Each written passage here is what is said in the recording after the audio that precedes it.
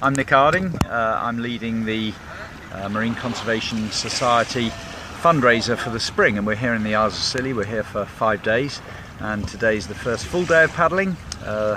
We arrived yesterday, had a warm-up on the water, and today we're paddling out from St Martin's up around the island of Tian, up towards Round Island, which has an amazing lighthouse on the top, and then around the rocks of Menavaur, where hopefully we might see some puffins. We'll certainly see loads and loads of other seabirds, although it is thick fog at the moment. So we're going to start using a compass and a chart and carefully feel our way around, and then we'll end up over on the island of Tresco, where there's a very nice cafe for coffee and cakes before doing a beach clean, and then coming back at the end of the day.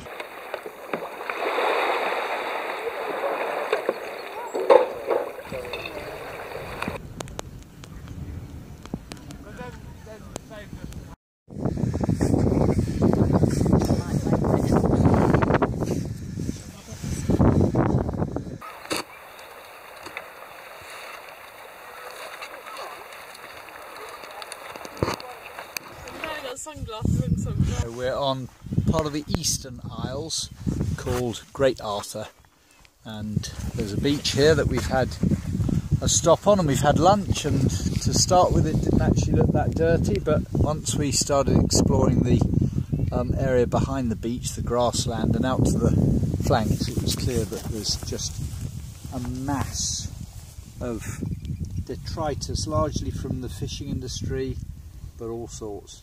I suppose the saddest thing is that probably every beach you look at around here is going to be the same. It might look clean, but if you look carefully and go out of the back of the beach, you'll find this everywhere.